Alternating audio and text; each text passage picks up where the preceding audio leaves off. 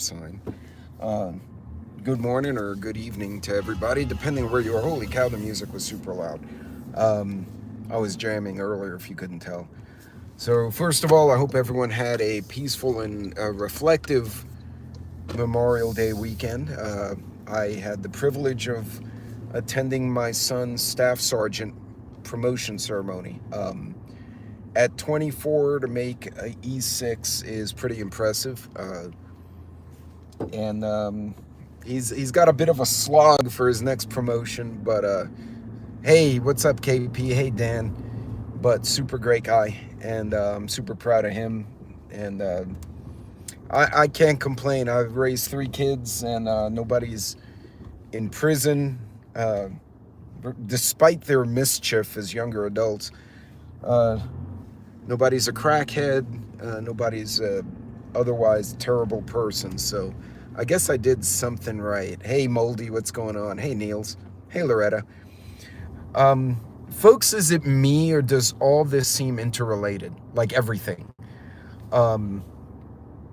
You have this whole thing in Ukraine, which, by the way, was a brilliant strategic long game on the part of the Ukraine.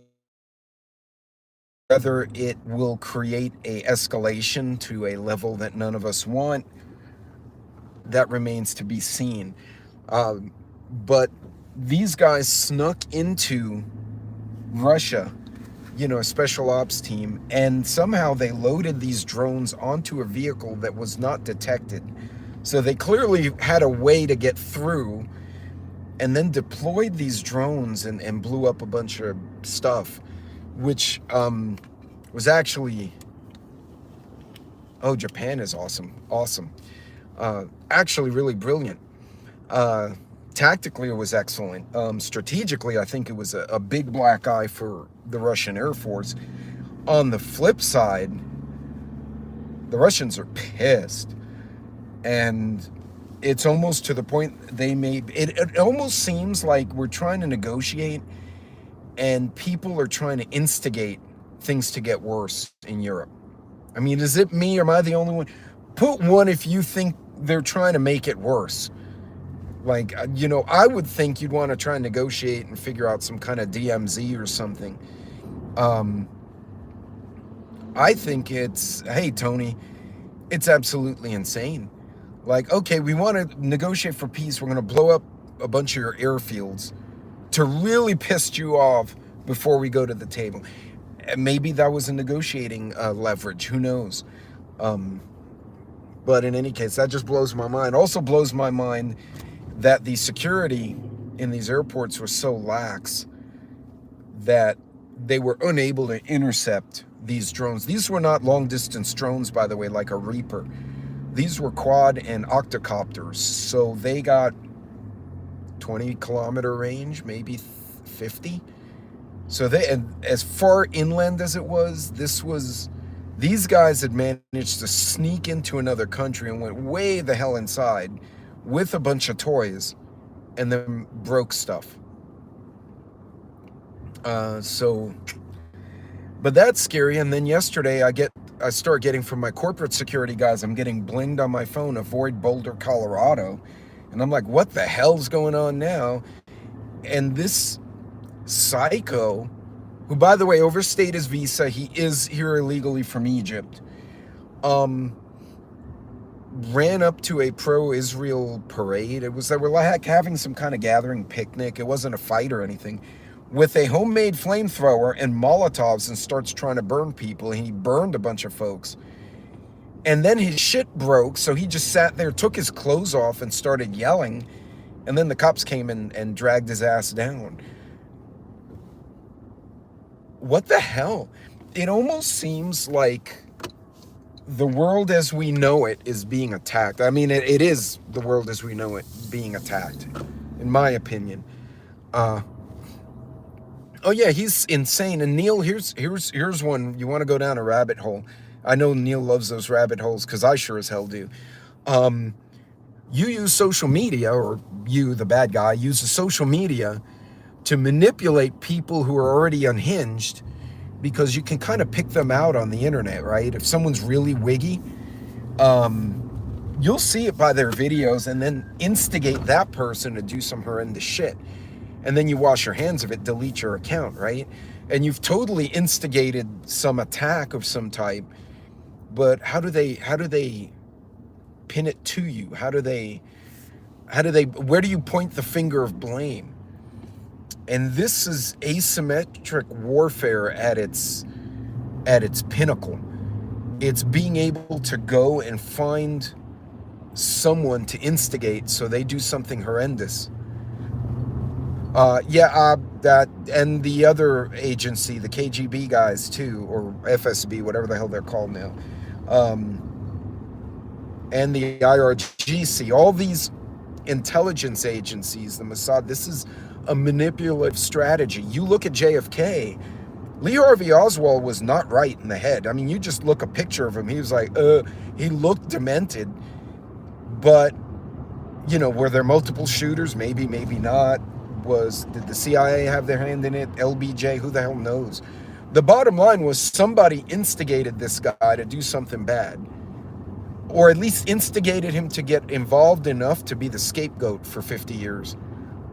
And by the time they declassify everything, it's kind of like, well, now what? You've kept it hidden long enough that anybody who was responsible probably died of old age by now. It's just shit started. Yeah, no, that would be fair, Loretta. That's a good description. It's really wild. There's another content creator. He's a TikToker, and he represents the Second Amendment community, but specifically the Black Second Amendment community. And he said the more he's trying to teach people about the Second Amendment, the more shocked he is at how minority communities don't fully understand the importance of it and how valuable it is. They've just been taught it's the enemy. And he's like, no, this is important for us, you know, everybody, whether you're white, black, brown. And he said it seems like they're pulling apart the Constitution. And it was interesting. If I can find that video, I'll try to share it on YouTube. There's a way for me to do it. I just haven't done it in a while. But hey, Astatine, hey, Moldy. No, he probably was a patsy for sure.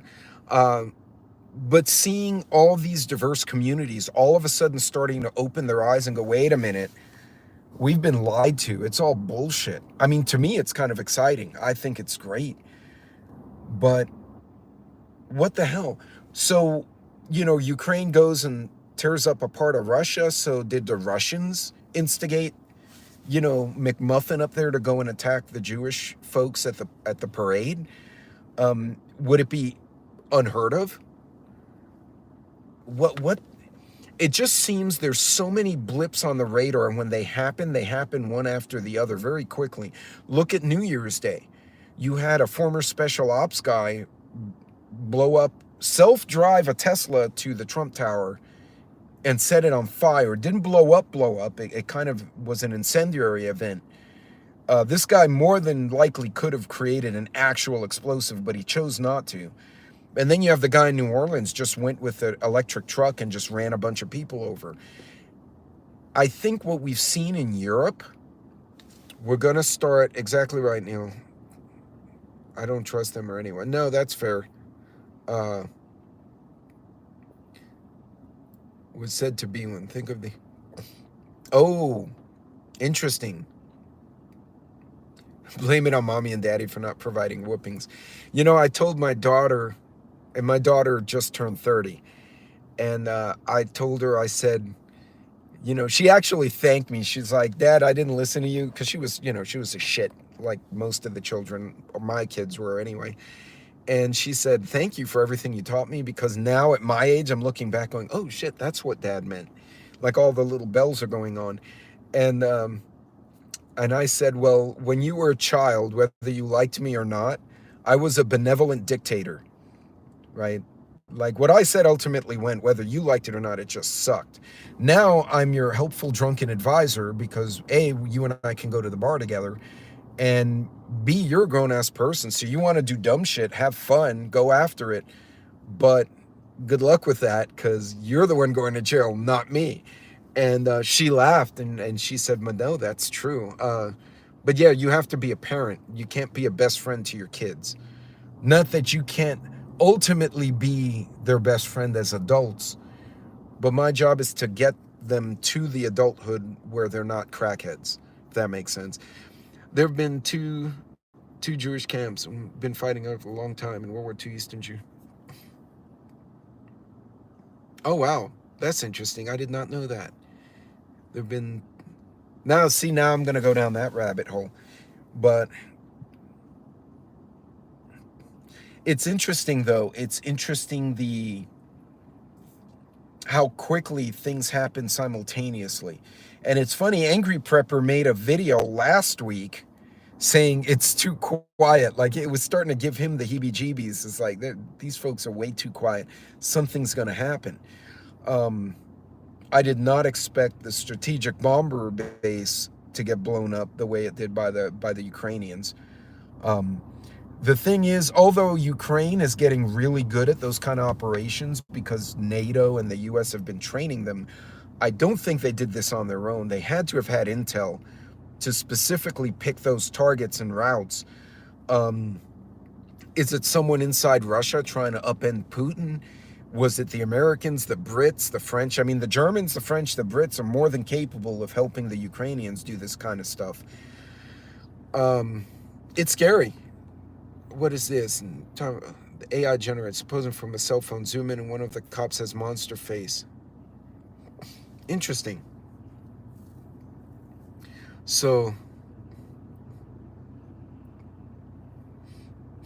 Neil, that's interesting. Now I'm going to have to go down that rabbit hole. But point being, folks, typically the reason I titled this video, they're interrelated, typically one of these incidents will spawn another. They seem to happen in clusters. I don't know if it's the energy being given out, or it's by design, or it's even retaliatory, where, okay, Ukraine went and did this to Russia, so Russia said, you know what, let's go and instigate this jackass over here to go and attack someone in America, and basically be like, look, we can instigate stuff too. I don't know. But usually when you get these kind of things happen, it starts making people unhinged. Usually the ones who are already on the edge of normalcy. And you'll start seeing other people start acting out because they freak out about what they're seeing. It's an important time for all of us to pay attention to your surroundings. If you're traveling for the summer, check your vehicle, make sure your tires are good, you did your oil change, you have a full tank of gas. I mean, aside from the fact it's hurricane season anyway, right? For those of you who live in the South. But it's important to be aware of this kind of stuff. I'm pretty sure the bystanders at the park who are not involved in the parade and were not part of this jihadi guy's life were probably just there hanging out saying, oh, look, there's a gathering, and all of a sudden here comes flamethrower guy and started attacking people. Hey, Mad Shad, what's going on? Shad, I owe you a call or an email later. I had something I wanted to ask you, and I thought you'd be game for the inquiry, but I'll reach out to you later, bud. But folks, it's when things start happening, what you may see is either copycats of flamethrower guy or retaliatory action by someone on the other camp. These are good times to kind of be aware of what's going on. I wonder how many people in Boulder knew there was even an event in the park that day, right? Because if you're not directly involved in following that subject, you may have just said, you know, Memorial Day was this last week, and you may be like, oh, I'm taking the kids to the park, and there goes flamethrower guy. I mean, how many families were probably out there completely oblivious to what was happening or what was going to happen, or that there was even an event? It's important for us to be aware locally of what's going on in your community. Is there going to be a parade? Is there going to be an event? Is there going to be something like a protest that may get contentious? Because if there's a protest, there's always a counter protest, right? It's important to understand what's going on in your community on a day-to-day level, so that when you venture out of the house, at the very least you can, oh, well, there's traffic here because they blocked up for a parade. You can avoid the traffic, which I'm always a fan of avoiding traffic. But you can also be aware of, wow, there's going to be a pro-Israel, a pro-Palestine, a pro-Russia, whatever event, take your pick, pro-trans, anti-trans. You can go there and say, yeah, I don't know if I want to be here because this could get contentious. Not that you should live in fear, but understanding things may escalate if it's a contentious subject. You may want to just go another direction. Like, oh, well, I can't go to the park because there are a bunch of assholes there, so I'm going to take my dogs and go to another park. You know, there are other parks in the world. I'm going to go somewhere else. How come nobody gave them the press when the flames started? I don't know. Watchman, I don't disagree with you. I think, so true story, I had to go to Vienna. This was, shit, when Russia beat up Georgia, not the state, the country. Was that, 2010, 2008, somewhere around there. And I was in Vienna, in Austria. I had to visit a couple of towns right on the Hungarian border. This was for engineering work, and then I came back, and I basically, the meetings ended early, and if I moved my flight, it cost an extra $2,000 on top of what the company already paid. So I called my boss. I'm like, I can come back early, but it'll be 2 days early, and it's going to cost you an extra $2,000. He's like, no, just go piss off. Like, he was a Brit. He's like, go piss off, you know. And he said, don't get arrested. You know, he said, go have fun. Don't get arrested in the red light district or wherever the hell, you know. He's just giving me a hard time. So I decided to go meander the city of Vienna, and I found the most amazing bar. And in the bar, I had an Austrian military flag and a U.S. 10th Mountain Division flag. And I'm like, that's not something I was expecting in this little bar. So I go in. It's kind of like a speakeasy. And it turns out the owner, who was the bartender, was a NATO soldier. He had deployed and got attached. His European unit was with the 10th Mountain in Iraq. So we started talking, which was pretty cool because the 10th was my old unit a long time ago. And as people started filtering in, there were people from everywhere. All over Europe were in this little bar. And then it started to rain, so there were more. And every person in there was scared of Putin. They were terrified of Russia. And this was 15 years ago plus. They were scared of the guy. They were afraid somebody would provoke something. Not necessarily Putin's fault or Europe's fault, but someone would provoke something and make it worse. He is a satanic, sir. Okay, sorry, I lost track of the chat. But, you know, I'm talking to these folks, and there were a lot of couples, and there was a couple from Yugoslavia had come over, and they were on vacation on a visa. They had people from Africa. You know, it's just this wild mix of people. And it wasn't a big bar. I mean, if you could fit 60 people in there, I would be shocked. But it was packed. I had this one little corner table, and there were these, I don't know, these three hoochies from Spain were there, and they were all like, and they were drunk. They had shark eyes. They were so drunk when they walked in. And then they got more drunk as they were there. So I basically got drunk with all these strange people. And just hearing their stories, and the ones who came from the Eastern Bloc were really terrified. And they said, we're afraid in the next 15, 20 years, this is going to escalate, because there were already provocations going on back then. So people in Europe have been scared of this situation. So if the UK is preparing for something to get ugly, it doesn't surprise me at all, because it more than likely they've been thinking about it for a hot minute, because they've been next door, right? And it's funny because I wound up going to Amsterdam later on a later trip, and I went by the Anne Frank house, which I completely did not make reservations for. I thought I could just kind of walk up and get in line, and they're like, no, you have to because everyone wants to see the Anne Frank house. And even there, one of the restaurants there was sitting with some locals and just chit-chatting with folks, and they're like, yeah, we're kind of scared that, you know, we're gonna have Russian tanks coming into Amsterdam. And the Dutch don't want the Germans there because the Nazis did some horrendous shit to them too. So they're like, we don't want the Germans here, and we don't want the Nazis here either. So it was kind of comical. Like, this has been in the Europeans' back of their mind for at least 15 years, based on me going there. People following him, so standing against them would be futile. Yeah.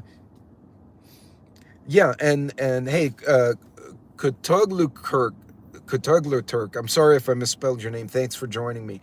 Yeah, and the people are concerned. And if you think about it, the last two world wars, where was the battlefield? It was in Europe, right? They basically tore the crap out of Russia and Europe. So the difference is today, Americans have gotten overconfident. Maybe not my community, but in general. Oh, well, that's in Europe. It's far away. Russia, this isn't World War II. This is not the Cold War. Russia can come over here and do damage. Not talking about nukes, just conventional weapons can do damage. They can do special operations damage. So can China. So can Iran. The players, the nature of war has changed. So, but yeah, this has been something that has scared people. And I really wonder if a lot of these weird attacks we're seeing in the West are not in retaliation for something we're doing to someone else in Iran, in Russia. I mean, take your bad guy, pick your enemy. It just, the timing is weird that here you have, you know, Israel just did something. I can't remember what they did. Then Ukraine blows up a bunch of bombers. And, hey, Elusive. And then, right after that, some dude burns up in a pro-Israeli picnic. Like, what the hell? The timing is just really weird. A man that was able to harass us and deceive them all. Okay, Watchmen, I'll check out that movie. I was looking for something good to watch this week, so I might see if I can find that online. But folks, this is a good time for you to be safe, to be smart. Well, yeah, and do some diff, yeah. Do some diff. Their airplanes do not have fortified cover there.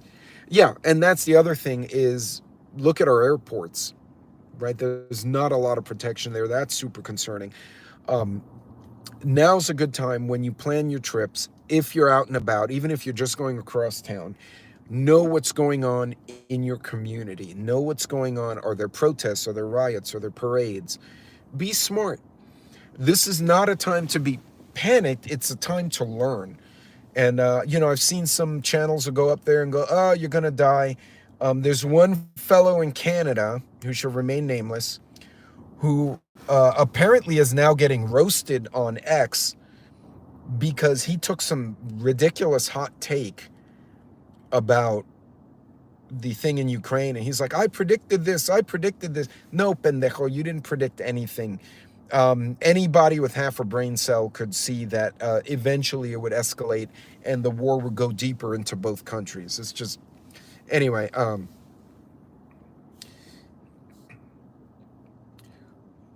throw the use of a female spy. Well, Neil, back then it would have been the OSS. CIA wasn't what it was until the 60s. But yeah, to your point, somebody might have kicked him out. Yeah, and Loretta, that's what I wonder. It's one of those things where, like the Angry Prepper said, and I caught only part of his video before someone interrupted me from work. It could be the quiet before the storm. We don't know, the calm before the storm. But it's important for all of us. Remember, the seasons are changing. It's going to get hot soon if it's not already hot. Hurricane season if you live down south. If things are going to start escalating, and with the weather clearing up in Europe, summer in Europe as well as the US, the roads are getting dry, the rains are stopping, armies are going to be able to maneuver again. They're going to get into it again. And they'll probably do that, and then the fall will hit, it'll get everything muddied up, and then when everything freezes in the winter, they're going to go after it again. That's pretty much how these Eastern European wars tend to play out. Now's a good time. Check your vehicle, make sure it's running. Do you have gas? Do you have propane for your camping stove? Have you had your doctor's checkup this year? Go get your blood work done. Make sure you're healthy. Little things done now will be something less to worry about later, if that makes any sense. So folks, pay attention, understand, promise, yes, USA should have kept it promised according to Bucharest memorandum. Okay, John, I have to look up at that. That's interesting, and that's a good point too. So understand what's going on in your community. Also understand the weather, because you know hurricanes and tornadoes can do damage, and then plan accordingly. There's no need for people to be panicked. There's no need for people to freak out. Don't run up your credit cards unless there's an absolute emergency and you have no other choice, because eventually you will have to pay it back at some point. I've seen a large YouTuber who also shall remain nameless was like, yeah, run up your credit cards, nobody cares. Well, not right now. You know, if Washington and Moscow are both on fire and there's no more New York City or Los Angeles, at that point I'm like, okay, well, cities are gone now, so I guess, yeah, the banks are gone too, so be it. Right now, if you do that in an inflationary environment, you're going to get hit with amazing interest rates, and you're going to become a debt slave more than we already are in general. So that lady almost drove into a lamppost. I am parked all by myself at the end of a parking lot, and people have to come all the way to me and come around my vehicle. The parking lot is like empty all the way to the front of the store. I was like, go over there. And this guy's just YOLO. I love watching people drive across parking lots like they have no brain cells in this place. And yeah, go crash into the big truck. That's fun. I'll turn if they get in a wreck, I'm turning the camera around so you guys can see that. In Europe, government telling people to have cash, money, food, medicine, water for 2 weeks of stock at home. John, thanks for sharing that. And yes, we've seen, some of us have seen that. A lot of Americans are ignoring it, which is not a good idea, because if Europe is thinking it, we should be thinking it too. But now's a good time. Check your inventories. Make sure you have 2 weeks or a weekend's worth. Have some cash. Have some, make sure you have your medications if you need medications. You have heart pills or blood pressure pills or whatever it is you may need. See if your insurance will give you the 90-day supply. It's cheaper and tends to last much longer, and then at least you know, okay, I have 90 days. And typically once you get halfway done, you can order the next 90 days, so you always have that little supply available to you. So I'm going to be at Pete's window. I don't know, there was a crackhead over there earlier, but he was all by himself flapping around. Then it got hot outside because it's like 98 degrees over here, and I guess he overheated, and his zombie engine overheated, and he decided he was going to stop because he just walked off. I hope he didn't go in the Family Dollar. He's going to make the children cry in there. He starts doing that. But in any case, it's zombies. But in any case, folks, look, plan your trips this summer. Take the time, look through your pantry. Do you need something? And check your canned foods, because I just realized some of mine are about to expire. So I do this every May, June. It's the hurricane prepper mentality, right? It's, oh, hurricane season, let me check my inventory. So I'm going to go and make sure I don't have any expired cans. If I need to get rid of any, if I can use them before they expire, I'm going to try and use them first. So go check your supplies. Don't panic. If you go to buy dinner tonight, get 2 extra cans of green beans and put those in the pantry. Little preps will add up over time. You don't have to make yourself bankrupt. You don't have to miss paying your rental or mortgage payment. You know, you'll be fine. Do it a piece at a time, and learn to cook at home. Because if something does happen, you may not want to be on the road. You want to conserve your money, your gas, and your food and time. Cook at the house. Learn how to cook with the things you stockpile, so you know how to make them and how to make an actual decent meal. Eating tuna out of a can will nourish you, but it sucks. Knowing how to make a little tuna salad will make it much more palatable. So you guys get the routine. Anyway, folks, be safe. Oh no, and Greta, you're absolutely right. That's the best buy date. But technically on my video, I need to say it's the best buy date. I can't say other things because then they get us all in trouble, which in my opinion is silly. We should be able to interchange ideas freely, to your point, and but the tube sometimes gets angry at us for doing that. So yeah, no, it gets hot here for sure. But anyway, folks, look, be good, be safe. Make sure, check your pantry, learn how to cook with the stuff you prep so you know how to make a decent meal in an emergency. And don't panic, be smart. There's no need to. And definitely watch what's going on. I have a feeling Mr. Flamethrower up in Boulder, Colorado may have friends who are going to copycat him. It may not be coordinated. It might be, but it may not be. But copycats definitely love to do evil shit to other people. So you guys be good, be safe, God bless, and stay out of trouble. And if you get in trouble, don't get caught. You guys be good. Take care.